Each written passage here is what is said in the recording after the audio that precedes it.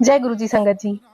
कहते ना हम रोज लर्नर होने चाहिए जब हम किसी भी डिवाइन के साथ, मतलब हमारी मैं ना होकर हमें रोज कुछ सीखना है। गुरु जी का शुक्राना है, मेरा बचपन से ही रहा है कि मैं कोशिश करती हूँ सबसे सीखूं। ये ईश्वर की ही देन है। जैसे हमारे बच्चे होते हैं तो हम उनसे बड़े तो हम सोचते हैं हम ही बहुत इंटेलिजेंट है, इनको क्या पता दुनिया, जबकि वो हमसे ज्यादा आजकल टेक्नोलॉजी जानते हैं, सब कुछ जानते हैं। तो हमें उनसे भी सीखना चाहिए।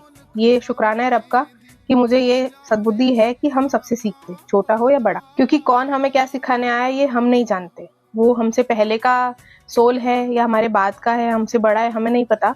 हम एज काउंट करते हैं। तो ऐसे ही कल सत्संग महाराज ने बख्शा था फिर से शुक्राना घर पर। तो एक संगत है, कॉलेज में है वो, तो पता मुझे है, पर गुरु महाराज कैसे आंसर दिलवाते हैं। बोले आंटी व्याख्या चल रही थी तो मैं उसे समझने की कोशिश कर रही थी, पर हमें शब्द समझ नहीं आते।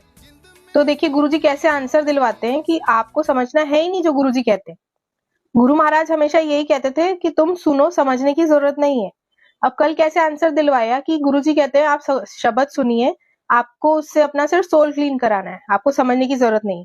हम सिख हैं तो भी हमें पूरी वाणी समझ में नहीं आती इतनी क्लियर, और वो तो हिंदू है तो उनको तो और नहीं आती। तो गुरु महाराज को जो समझाना है आपको कैसे समझाते हैं, शुक्राने के थ्रू। जो सत्संग के बाद शुक्राना होता है, जो गुरु महाराज प्रैक्टिकली कहते हैं, हमें करके दिखाते हैं। जो उनकी लाइट ऑफ डिविनिटी है, जिस जैसे उसमें सत्संग लिखे हैं, ऐसे हमारे जीवन में भी रोज प्रैक्टिकली गुरुजी करके दिखाते हैं कि क्या है उनका शुक्राना।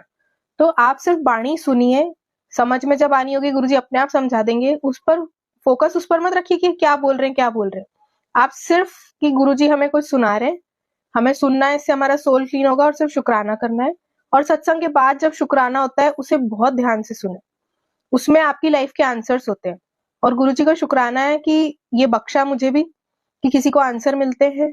तो पहले मुझे समझाया कि हमें वाणी से सिर्फ अपना सोल क्लीन करना है, और जो शुक्राना होना चाहिए वो हर बार रखें सत्संग के बाद। कोई संगत जब खड़े होकर वहां शुक्राना करती है तो आपको अपना आंसर मिलेगा ही मिलेगा। कल भी ऐसे ही हुआ, कई संगत ने कहा कि दीदी आपने बोला तो देखो हमको ये आंसर मिल गया, आंटी आपने ऐसा बोला तो हमको आंसर मिल गया। तो खड़े होकर महाराज का शुक्राना जरूर करें। आपकी लाइफ में क्या चेंज आए, आपको क्या प्रॉब्लम थी, गुरुजी ने उससे कैसे निकाला, उनके जल प्रसाद की महिमा, चंदन प्रसाद की महिमा, लंगर प्रसाद की महिमा जरूर करें। तो गुरुजी उसी से हमें और ब्लेस करते हैं।